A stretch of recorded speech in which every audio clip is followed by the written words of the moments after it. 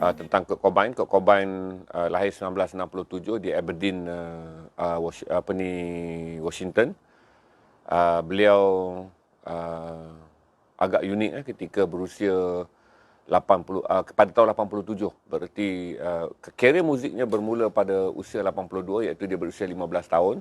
Tapi band yang diformkan itu ada pada tahun 87 ketika berusia 17 tahun.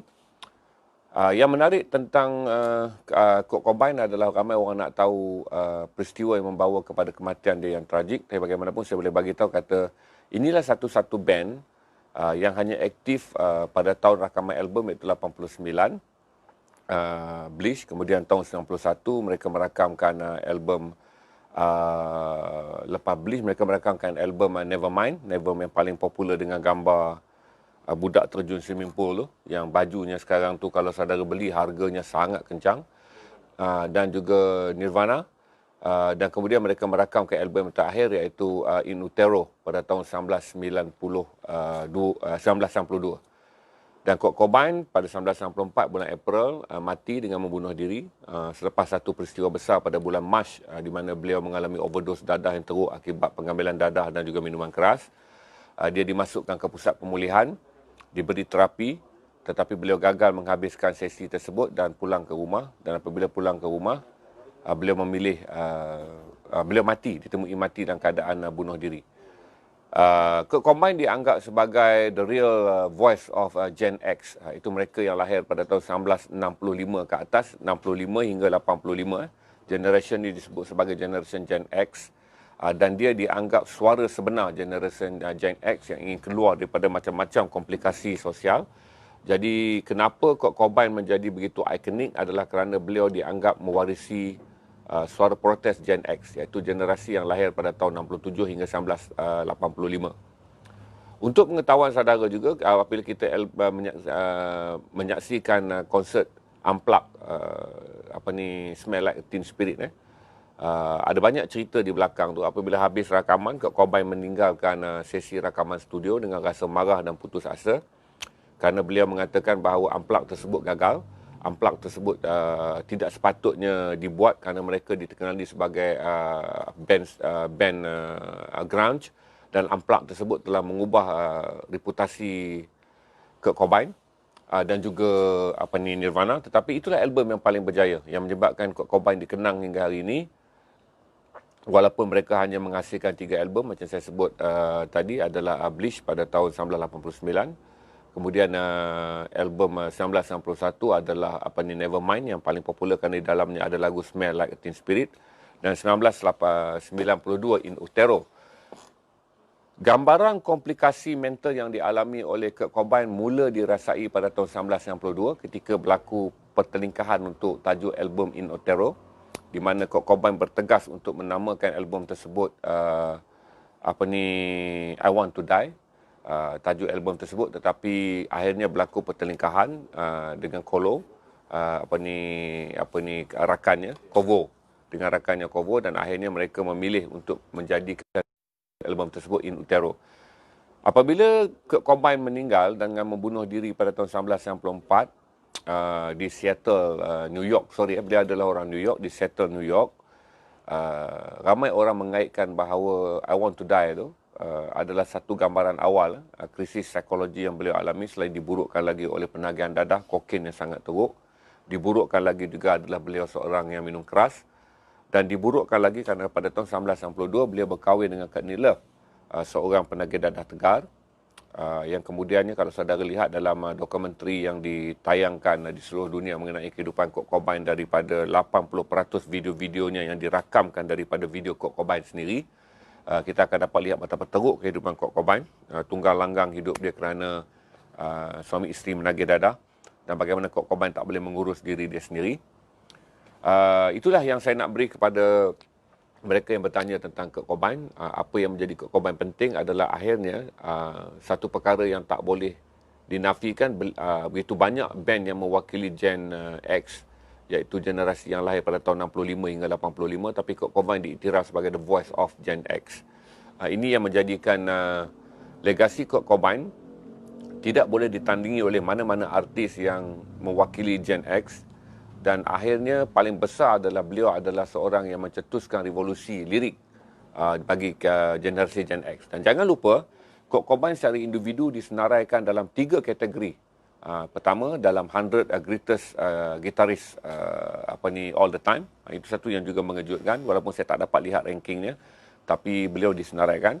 Dia juga disenaraikan sebagai the 100 best singer all the time, 100 penyanyi terbaik sepanjang zaman, 100 pemain gitar terbaik sepanjang zaman, dan dia juga disenaraikan sebagai 100 best songwriter all the time. Jadi berarti itu kelengkapan yang dimiliki oleh Kurt Cobain yang tidak dimiliki oleh orang lain, dan akhirnya membantu Nirvana berada dalam legasi 100 greatest artist all the time, Rolling Stone, di tangga ke-30, bukan 32. Semalam saya sebut 30.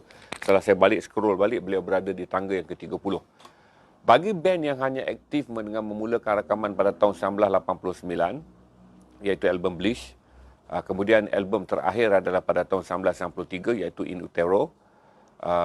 Berarti dengan 3 album dan hanya mempunyai tahun aktif iaitu selama 5 tahun, 89 ke 94, berada di tangga 30 greatest artist all the time adalah satu yang sangat luar biasa. Bila saya tengok semak masa, Beatles berada 10 tahun, itu tahun 70 hingga tahun 80.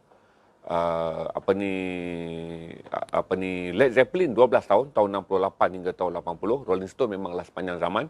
Jadi band-band lain yang telah mencipta legasi mereka sebagai band besar ataupun 100 greatest artists all the time mempunyai waktu 2 digit yang kita sebut 2 digit time frame aktif in music industry, iaitu Beatles 10 tahun dan juga kemudian Pink Floyd 12 tahun. Led Zeppelin 12 tahun. Tapi ini berbeza kerana Nirvana hanya aktif selama 6 tahun. Daripada 5 tahun daripada tahun rakaman album 89 hingga tahun 1994, iaitu tahun sebelum dia meninggal. Dan pada album terakhir mereka adalah 1992. Kalau saudara lihat begitu banyak jumlah album tersebut adalah dikira sebagai album compilation ataupun album live. Tetapi original album studio hanyalah 3 berbanding dengan band lain yang memiliki berbelas-belas malah berpuluh-puluh. Kalau saudara lihat Iron Maiden 30 lebih rakaman album mereka. Jadi ini menjadikan Kurt Cobain akan diingat kerana sumbangan beliau yang besar terhadap muzik, seperti mana juga orang mengenepikan rekod dadah dalam mengenang Elvis Presley yang juga mati overdose. Saudara tentu juga pernah mendengar nama Amy Winehouse. Juga kita lupakan mengenai pembabitan beliau dengan dadah, tetapi beliau dikenang kerana sumbangan muzik beliau dalam blues and jazz. Okey, saya rasa saya dah cerita sedikit sebab malam tu ditanya secara spontaneous selepas saya bercerita mengenai John Lennon. Seseorang telah bertanya mengenai Kurt Cobain. Jadi saya cerita malam ni Kurt Cobain, itulah sejarahnya. Dan perkara yang paling besar tentang siapa Kurt Cobain adalah beliau adalah dianggap sebagai the voice of Gen X, iaitu orang yang berjaya menjadikan muzik sebagai suara generasi X, dan beliau dianggap sebagai ambassador generasi X dalam industri muzik. Ini dapat dilihat bukan sahaja dari segi lagu-lagu protes dalam liriknya, tetapi revolution liriknya sendiri. Sebab tu kadang-kadang lirik dia kena dengar banyak ke sini, kita nak mencari satu conclusion pemaknaan 360 darjah dalam lirik Kurt Cobain sangat susah. Itu dipanggil, kalau kita menulis selalu, teori kita menulis tu dia panggil intro, kemudian kita diberi tema, kemudian kita diberi konflik, peleraian dan juga huraian. Tetapi ini tidak berlaku dalam lirik Kurt Cobain, di mana lirik Kurt Cobain tidak berpegang pada 5 prinsip penulisan yang biasanya digunakan pakai oleh penulis-penulis yang terasas dalam menulis kita pilih cerita di dalam lirik.